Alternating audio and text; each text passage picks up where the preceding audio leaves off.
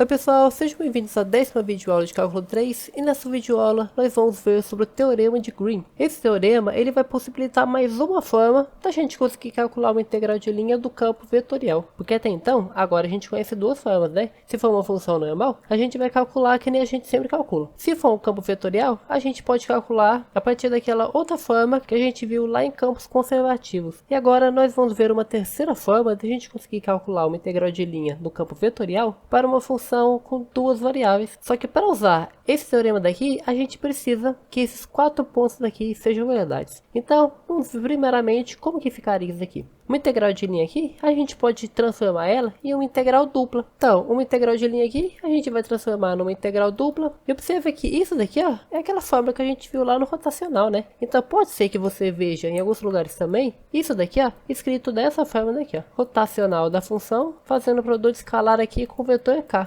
Por que isso? Porque o rotacional de alguma função é um vetor, né? É o produto escalar desse vetor com o vetor de k, vai sobrar só o que está na coordenada k, não é? E mesmo que talvez pareça que vai dar mais trabalho, porque vai ser uma integral aqui, ó, uma integral dupla, né? Talvez dá a impressão de que vai ser um negócio mais difícil. Esse teorema daqui é justamente para, em alguns casos, ficar mais fácil. Mas a gente só pode usar ele se esses 4 pontos daqui for verdade. Então, o primeiro ponto, for uma função vetorial com duas variáveis. Então, tem que ser um campo vetorial e o resultado final aqui sempre tem que ser um vetor em 2D, com duas dimensões só. Então, só pode ter o P e o Q. O segundo passo é a curva ela ser fechada e simples. O que isso quer dizer? Uma curva fechada, ela termina onde ela começou. E simples quer dizer que ela não passa em cima dela mesmo. Um exemplo aqui, ó. Essa curva daqui, ó, ela é uma curva fechada simples, porque ela começou aqui e terminou aqui, ó. Então, isso aqui é uma curva fechada simples. Já isso daqui, ó, é uma curva fechada que não é simples. Porque o que aconteceu? Ela passou em cima dela aqui, tá vendo? Ela não pode passar em cima dela aqui. Porque se ela passar em cima dela, ela não vai ser simples. Então, a curva que a gente vai ter nessa integral de linha daqui, ela tem que ser, então, uma curva fechada e simples. Essa curva, ela tem que estar orientada positivamente. O que isso quer dizer? Vamos ver isso aqui por último, ó.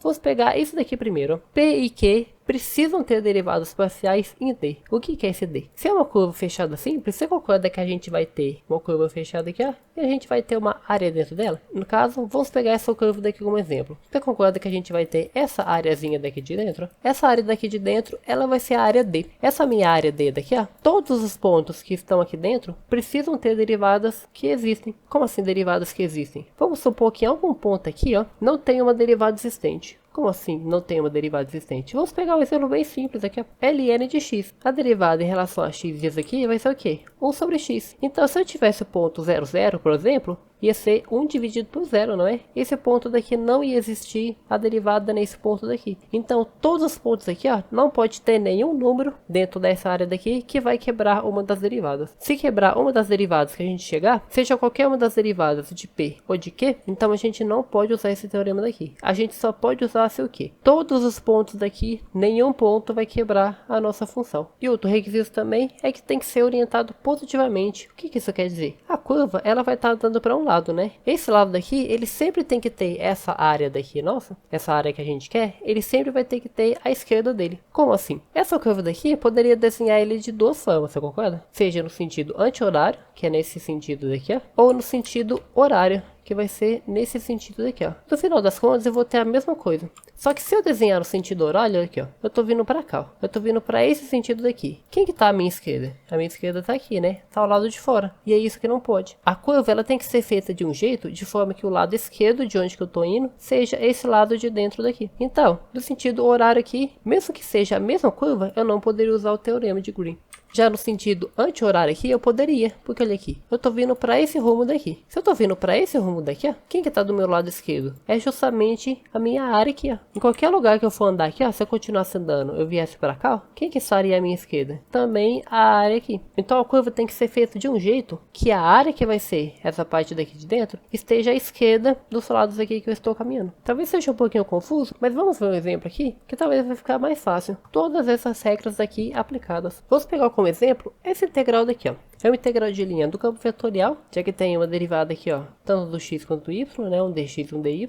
Então isso aqui já é o produto escalar já feito, né? E além da nossa integral de linha aqui, ó, do campo vetorial, a gente vai ter o quê? A nossa curva aqui daqui, ó. Observa que essa curva daqui, ó, ela não é uma curva somente, né, uma curva tão simples assim. Essa curva daqui, ó, se a gente fosse calcular ela de um jeito normal, essa integral daqui, a gente ia ter que separar nessa reta daqui, nesse segmento de reta e nesse daqui também. Então, no final das contas, se a gente não soubesse desse teorema de Green, o que a gente ia ter que fazer? Calcular 3 integrais separadas aqui e somar cada uma delas. Mas agora que a gente sabe esse teorema, basta a gente aplicar ele. Mas primeiro, vamos ver se dá certo, né, da gente aplicar para esse exemplo daqui. Primeiramente, a função, ele é um campo vetorial que só tem duas coordenadas aqui, ó. No caso, sim, né? Aí, ó, só tem a coordenada x e a coordenada y, né? Então tá tranquilo. Esse primeiro caso aqui, ó, ele tá com fere.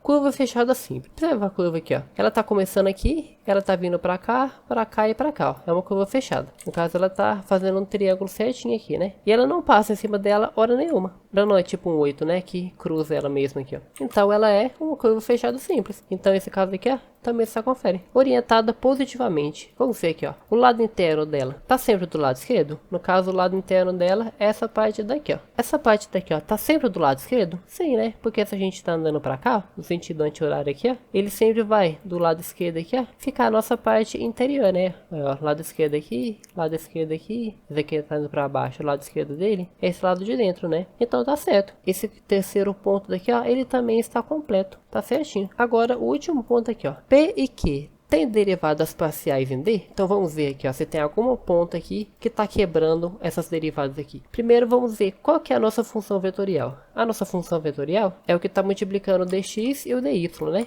Então a nossa função vetorial nada mais vai ser do que essa função daqui, né? Função de xy, que vai ter na primeira coordenada x elevado a 4 e na segunda coordenada xy.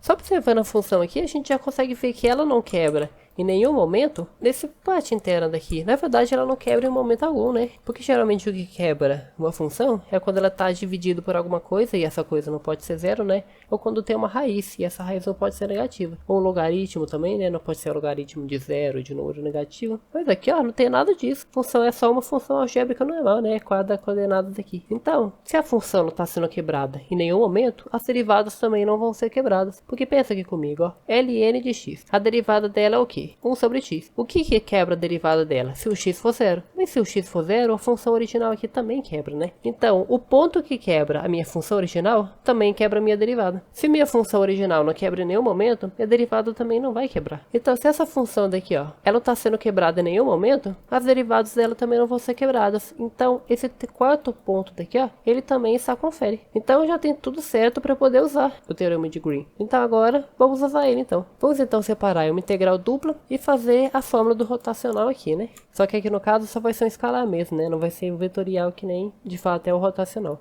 Então, vamos até voltar a nossa função aqui em cima, né? A gente vai aproveitar ela. Então, vamos colocar aqui, ó, integral dupla. Aí, essa fórmula daqui, né? Derivada de Q em relação a x. Então, derivada de Q em relação a x. Aqui a gente já pode até fazer de cabeça, né? Tranquilamente. Já que esse daqui é o P e esse daqui é o Q, né? Então, a derivada disso aqui em relação a x vai dar só o y, né? Então, só meu y. Menos a derivada de P em relação a y. Então, derivada de P em relação a y.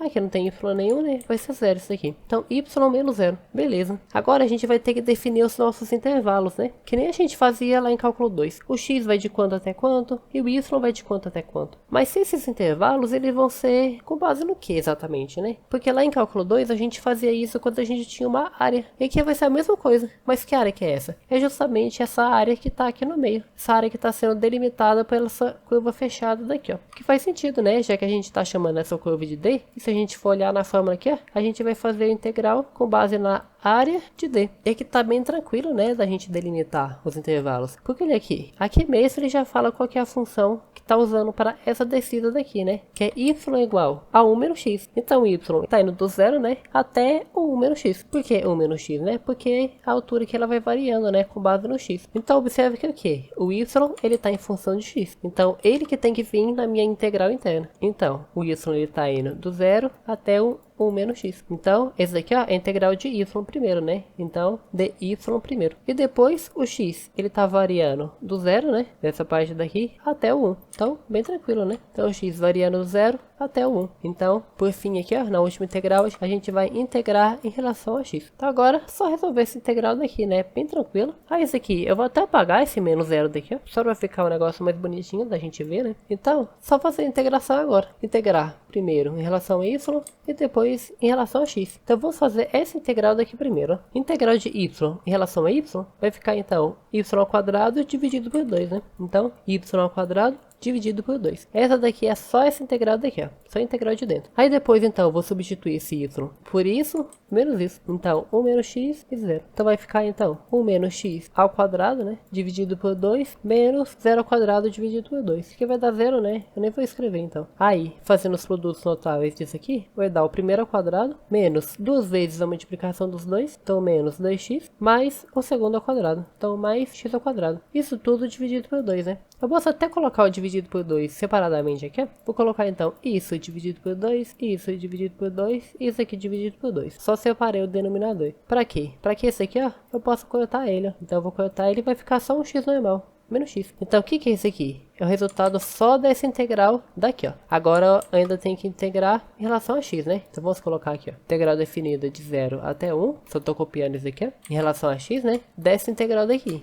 Que é esse aqui, que a gente acabou de chegar, né? Então, 1 dividido por 2, menos x, mais x ao quadrado sobre 2. Isso tudo agora eu vou estar integrando em relação a x. Agora, fazendo a integral disso aqui, tá constante. Só vou multiplicar o x, né? Do menos x vai ficar menos x ao quadrado sobre 2. Esse aqui vai ficar, então, mais x ao cubo. Agora eu vou dividir por 3, né? Então, 2 dividido por 3, eu só vou multiplicar os dois aqui, né? Que vai dar, então, 1 dividido por 6. Aí, isso aqui tudo no intervalo de 0 até 1. Que vai ficar, então, 1 sobre 2 vezes 1, menos 1 ao quadrado dividido por 2, mais 1 ao cubo dividido por 6. Aí, como 0 vai ser substituir por 0 todo mundo, vai dar 0, né? Eu nem vou escrever aqui, então. Aí, como que vai ficar isso aqui, então? 1 sobre 2, menos 1 sobre 2 aqui também, né? Mais 1 sobre 6. Aí, 1 sobre 2 com 1 sobre 2 negativo, eles vão se cortar, né? Então, a resposta final vai ser só 1 sobre 6. Você concorda comigo que foi muito mais fácil a gente fazer essa integral dupla daqui do que se a gente tivesse separado essa integral daqui, ó, em 3 partes diferentes?